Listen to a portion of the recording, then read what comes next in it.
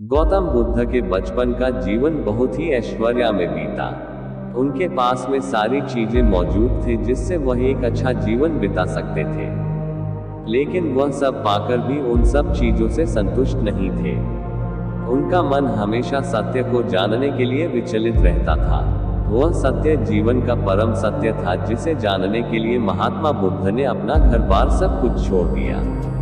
इसके बाद उनके जीवन में ढेरों परिवर्तन आए और उनके जीवन के इन्हीं परिवर्तनों से हम बहुत कुछ सीख सकते हैं। इसलिए हम इस वीडियो में महात्मा बुद्ध के जीवन के कुछ ऐसी कहानियों को लेकर आए हैं जिससे आपके जीवन में भी बदलाव जरूर आएंगे। तो चलिए सुनते हैं। एक समय की बात है, भगवान गौतम बुद्ध अपने शिष्यों के साथ बैठे हुए थे और उन्हें उपदेश दे रहे थे। फिर उन्होंने अपने शिष्यों से कहा, क्रोध सभी का सबसे बड़ा शत्रु है।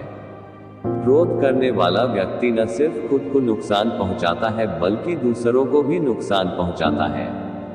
वह प्रतिशोध की आग में जलता है और अपना जीवन बर्बाद कर लेता है। उनका उपदेश समाप्त होने के बाद उनका एक शिष्य खड़ा होता है और उनसे कहता है, आप एक पाखंडी हैं। आपकी बातें मनुष्यों की जीवन शैली के विपरीत हैं। आप जो कहते हैं उसका अपने जीवन में पालन नहीं करते और दूसरों को ये सब करने के लिए कहते हैं। जब गौतम बुद्ध से उनका शिष्य ये बातें कह रहा था तो गौतम बुद्ध ने कोई प्रतिक्रिया नहीं दी और वे चुप बैठे रहे। लेकिन ऐसे में वह व्यक्ति और भी क्रोधित हो गया और गुस्से में उसने गौतम बुद्ध के मुंह पर थूक दिया। इसके बाद भी महात्मा गौतम बुद्ध को क्रोध नहीं आया और वे शांत रहे। उसने अपने चेहरे से धूप पोंछा और वह चुपचाप बैठ गया। ये सब देखकर उस शिष्य को समझ नहीं आया कि वह क्या करेगा। क्रोधित होकर वह अगले दिन वह स्थान छोड़कर अपने घर चला गया। जब तक वह अपने घर पहुंचा उसका मन शांत हो चुका था। आखिर में उसे एहसास हुआ कि उसने बहुत बड़ी गलती कर दी है। उसने पाप किया है। वह मन ही मन कहने लगा, मैंने क्या किया है? मैंने महात्मा बुद्ध का अपमान किया है। मैं ऐसा पाप कैसे कर सकता हूँ? मुझसे बहुत बड़ी गलती हो गई। मुझे जाकर उनसे माफी मांगनी होगी। ये कहकर वह तुरंत गौतम बुद्ध के पास गया, लेकिन गौतम बुद्ध उस स्थान पर नहीं थे। ऐसे में शिष्य जगह जगह भटकता रहा और उन्हें ढूंढने लगा।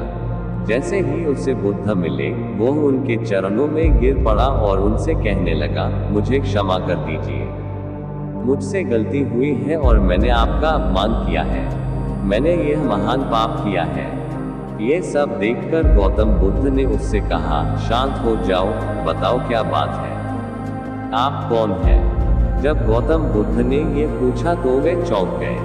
वह सोचने लगा कि महात्मा बुद्ध उसे कैसे भूल सकते हैं। उन्होंने उसका अपमान किया था। ये सोचकर उसने महात्मा बुद्ध से पूछा, मैं वही शिष्य हूँ जिसने कल आपका अपमान किया था और आप मुझे इतनी जल्दी भूल गए। हमें कल की बातें छोड़ देनी चाहिए।